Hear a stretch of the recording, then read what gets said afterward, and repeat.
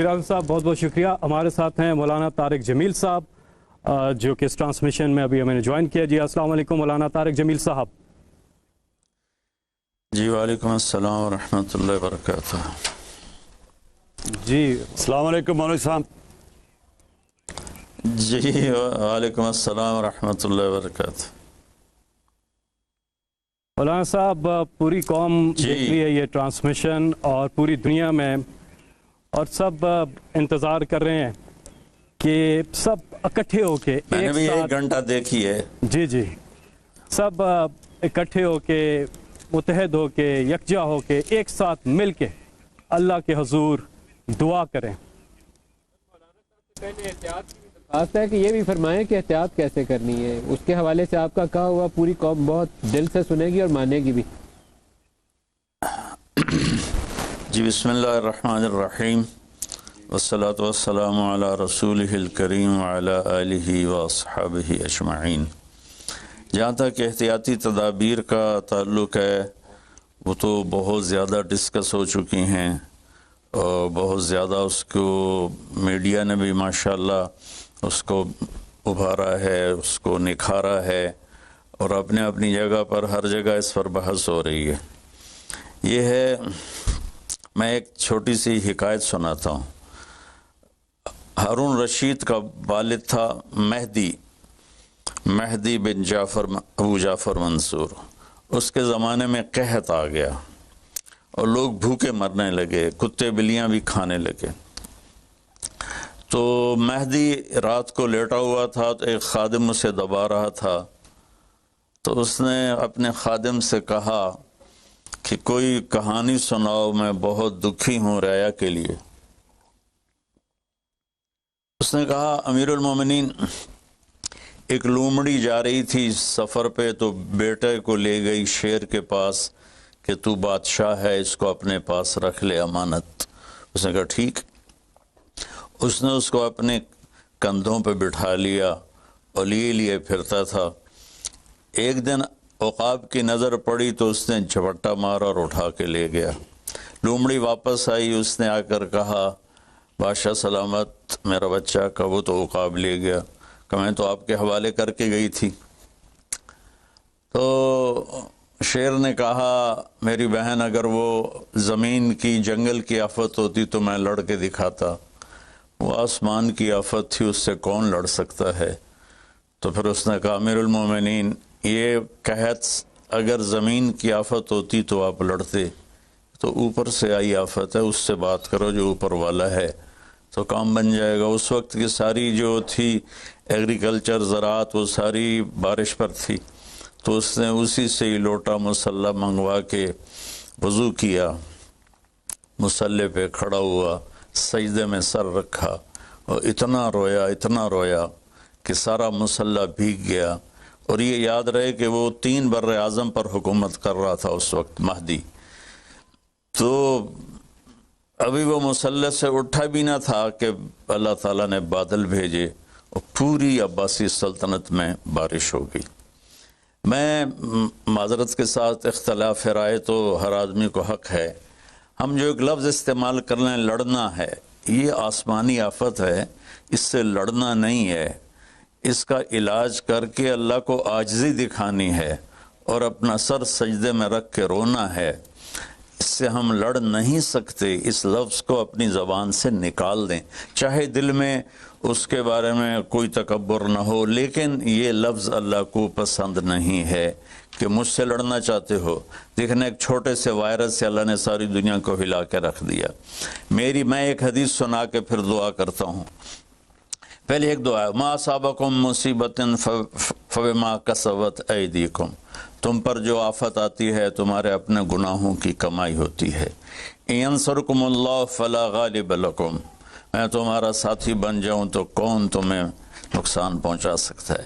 وَإِن يَخْذُلْكُمْ فَمَنْ ذَا الَّذِي يَنْصُرُكُمْ مِنْ بَعْدِهِ، اگر میں تمہیں چھوڑ دوں تو پھر کون سی اٹھویں طاقت تمہیں بچائے گی. إِن يَمْسَسْكَ اللَّهُ بِضُرٍّ فَلَا كَاشِفَ لَهُ، اگر میں تمہیں تکلیف میں ڈالوں میرے سوا اسے کوئی نہیں ٹالے گا. اور यमसस का बखैरन फला रद्द फضल, अगर मैं इरादा कर लूँ कि मैंने किसी को नहीं होने देना बीमार या मुसीबत में, तो उसके लिए क्या मुश्किल है। एक अमृत तो होता है। 40 दिन इब्राहीम अलैहिस्सलाम आग में बैठे रहे, 40 दिन यूनुस अलैहिस्सलाम मछली के पेट में रहे, वो तो फ़आलुल लिमा युरीद है। तो हम ये जो ज़ाहिरी असबाब इख्तियार कर रहे हैं, इनको भी पूरी तरह इख्तियार करना है, सारी एहतियात करनी है। अगर मस्जिदों में जाने से ये बीमारी फैलती है तो फिर उससे भी अपने आप को रोकना है कि जान की हिफाजत भी हमारे दीन का हिस्सा है। एक दफ़ा बारिश हो गई, हज़रत बिलाल ने अजान दी तो आपने कहा सल्लू फी रिहालिकुम, हम अगर बिलाल ऐलान करो अपने अपने घरों में नमाज पढ़ें, मस्जिद में मत आएँ। हालांकि मस्जिद में आने से कपड़े गीले होने थे या कीचड़, जान का खौफ तो नहीं था, लेकिन मेरे नबी ने अपनी उम्मत पर मोहब्बत और शफकत का ऐसा साया रखा है कि आपने उनको कीचड़ से बचाया, बारिश से बचाया। यहाँ तो ज़िंदगी मौत के मसाइल हैं। बहरहाल बड़े उलमा इसमें जो कहेंगे और हुकूमत जो उनके साथ मीटिंग करेगी, जो हतमी फ़ैसला होगा, तो सबसे पहले हम अपने अल्फाज में तवाज़ु लेकर आएँ कि हमने अल्लाह के सामने झुकना है, आजिज़ी करनी है और अल्लाह को मनाना है कि अल्लाह तू इसको हटा। ये नहीं हट सकती, इसे कोई नहीं हटा सकता। कि अल्लाह कोई अल्लाह का बंदा रो धो के उसे मना ले तो फिर शायद फ़ैसला हो जाए और अल्लाह ताला अपना फ़ज़ल फरमा दे। एक हदीस पे अगर अमल हो जाए तो मुझे अल्लाह की कसम खाकर मैं कहता हूँ ये कोरोना का पता ही नहीं चलेगा कहाँ गया। सिर्फ एक हदीस। मेरे नबी ने फरमाया 4 बातें मुझसे ले लो, फिर दुनिया भी तुम्हारी है, आखिरत भी तुम्हारी है। 4 अर्बउन इज़ा कानत फ़ीका, 4 बातें ले लो मुझसे, फिर दुनिया भी तुम्हारी है, आखिरत भी तुम्हारी है। तुम्हें कोई टेढ़ी आंख से ना देख सकेगा, तुम्हें कोई नुकसान ना पहुंचा सकेगा कि तुम्हारे रब का साया तुम पे छा जाएगा। तो 4 बातें कौन सी हैं? सिद्क़ु हदीसन, हमेशा सच बोलना, झूठ ना बोलना। अब मुझे बताएं, सारे ये एंकर्स बैठे हैं, सारे हमारे वज़ीर आज़म बैठे हुए हैं, हम कितना झूठ बोल रहे हैं, हम किस कदर झूठी कौम हैं। हम इस झूठ के साथ अल्लाह की बारगाह में कोई मकाम नहीं ले सकते। तो मेरे नबी ने पहली बात फरमाई सिद्क़ु हदीसन, सच बोलना। दूसरी बात फरमाया हिफ़्ज़ अमानतन, कभी किसी को धोखा ना देना।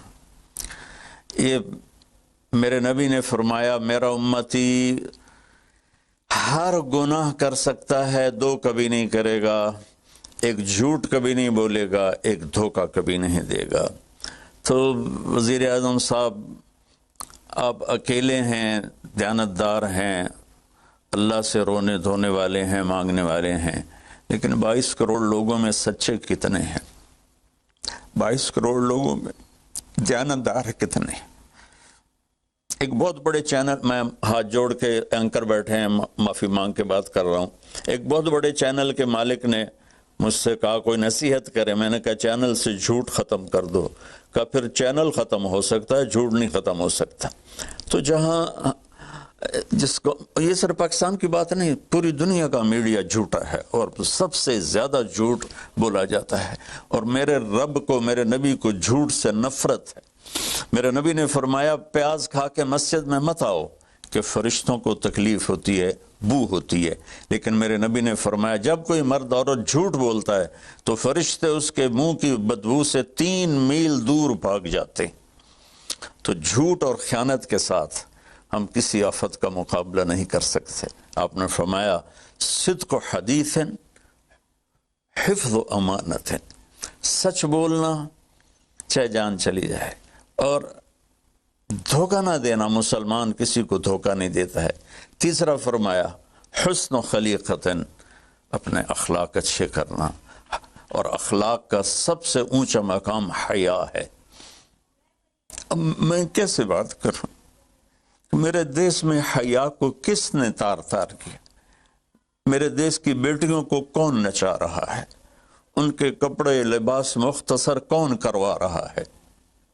یہ کس کے گردن میں یہ گناہ ڈالوں؟ میں مجرم ہوں، میں نے اپنی قوم کو نہیں سمجھایا، میں اللہ سے معافی مانگتا ہوں۔ لیکن جب مسلمان کی بیٹی بے حیائی کی طرف چل پڑے اور نوجوان بے حیائی کی طرف چل پڑے تو اللہ کی رحمت، سب سے زیادہ عذاب قوم لوط پر آیا کہ وہ بے حیائی میں ساری باؤنڈریز کراس کر گئے تھے، تو اللہ تعالیٰ نے ان پر 5 عذاب بھیجے۔ 5، کسی قوم پہ 5 عذاب نہیں آئے، ایک ہی عذاب آتا تھا، ان پر 5 عذاب آئے۔ تو تیسری بات میرے نبی نے فرمائی ہے کہ حیا والے بنو، حیا والے بنو۔ لیکن میری نسل ہے، مجھ سے خان صاحب نے بات کی تھی پہلی دفعہ کہ میں چاہتا ہوں کہ میری یوتھ اللہ کے نبی کے ساتھ جڑے، چونکہ جو ہمارے کالج ہیں، ہماری یونیورسٹیز ہیں، ہمارے خاص طور پر جو یہ پرائیویٹ سکولز ہیں، یہ امت کو، نوجوانوں کو اللہ رسول سے کاٹ رہے ہیں۔ تو اللہ تعالیٰ یہ پہلا شخص ہے جس کے لیے میرے دل سے دعا نکلی جب اس نے کہا کہ میں نے آپ کو اس لیے بلایا ہے کہ میری قوم اپنے نبی کے ساتھ کیسے جڑ جائے۔ میں کیا بتاؤں، جب تک اس بے حیائی کو نہیں ہم روکتے، اور کوئی روک نہیں سکتا ہے، اندر سے نیت نہ ہو۔ سرنڈو ماڈل اسکول میں میں نے میٹرک کیا ہے، ہمارے ایک وارڈن، میں ہاسٹل میں رہتا تھا، وہ آ گیا، نمازی تھے، انہوں نے نماز کی سختی کر دی، ہم بے وضو جا کے کھڑے ہو کر نماز پڑھ لیتے تھے، بے وضو، کیونکہ ڈنڈا انسان کو انسان نہیں بناتا ہے جب تک انسان اپنے من میں ڈوب کر پا جا سراغ زندگی۔ تو اگر میرا نہیں بنتا نہ بن، اپنا تو بن۔ یہ تو اپنے اندر دل دریا سمندروں ڈوگے، کون دلاں دیاں جانے ہو، وچے بیڑے وچے جھیڑے وچے ونج مہانے ہو۔ میری قوم جھوٹ چھوڑ دے، میری قوم بددیانتی چھوڑ دے، میری قوم بے حیائی چھوڑ دے۔ وعفت فی تہمت، آخری بات میرے نبی نے کہا، اور رزق حلال کھاؤ، رزق حلال کھاؤ، رزق حلال جو صبح سے شام تک، من امسا کالن بعمل یدہ امسا مغفور لہ، جو صبح سے شام تک رزق حلال میں تھک جاتا ہے، اس دن کے سارے گناہ معاف ہو جاتے۔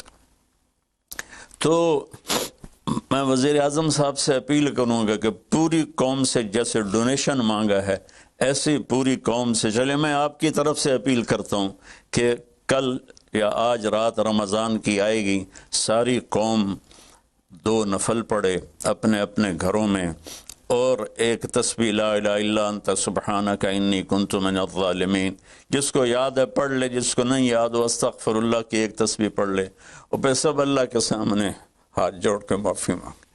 اور اللہ تعالیٰ کہتا ہے ما من یوم الا والبحر یستاذن فی ان یغرق ابن آدم، روزانہ، یہ مسند احمد کی روایت، روزانہ سمندر کہتا ہے یا اللہ اجازت دے میں چڑھ جاؤں اور ان کو بہا دوں۔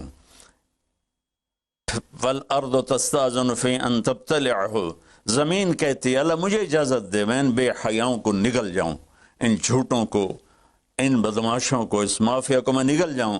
تو والملائکۃ تستاذن فی ان تعجلہ وتہلکہ، فرشتے اللہ سے کہتے ہیں یا اللہ تو ہمیں اجازت دے ہم ان کا صفایا کریں۔ میرا اللہ کہتا ہے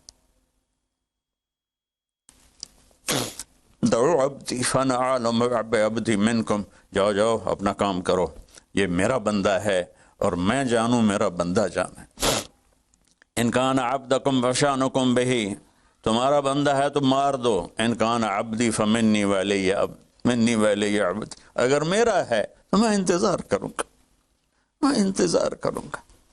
پچھلی قوموں میں ایک طوائف نے کتے کو پانی پلایا تو اللہ نے اس کی بخشش کر دی، معاف، ہم تو مائل بکرم ہیں، کوئی سائل ہی نہیں، کوئی مانگنے والا تو ہو۔ ان 4 چیزوں نے ہماری ہر چیز بکھیر دی، توڑ دی۔ کسی بھی قوم کے لیے جھوٹ، بددیانتی، بے حیائی اور رزق حرام، یہ ان کو تباہ و برباد کر دیتا ہے۔ اور کوئی قوم سچائی، دیانتداری، پاک دامنی اور رزق حلال پر ہوگی تو اللہ کا سایہ ان پر چھا جائے گا، اور دنیا کی کوئی طاقت ان کی طرف آنکھ اٹھا کر نہیں دیکھ سکتی۔ ہم تو اجڑے چمن کے مالی ہیں، عمران خان کو اجڑا چمن ملا ہے، کہاں تک آباد کر سکے گا، اللہ اس کی مدد کرے۔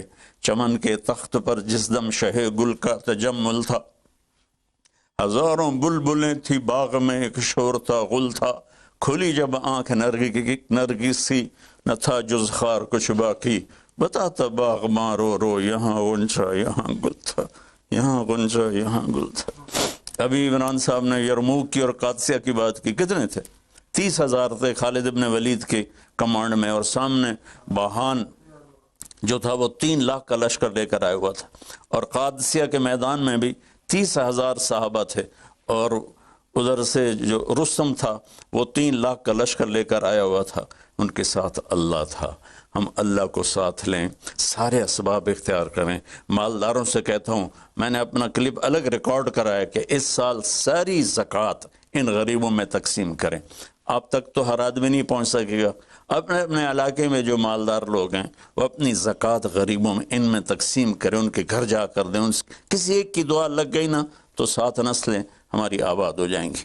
تو بس میں معافی چاہتا ہوں، آپ نے مجھے کافی دیر بٹھایا تو میں نے بھی تھوڑا سا آپ کا ٹائم لے لیا، تو آپ درود شریف پڑھیں اور ہم اللہ کی بارگاہ میں دعا کرتے ہیں۔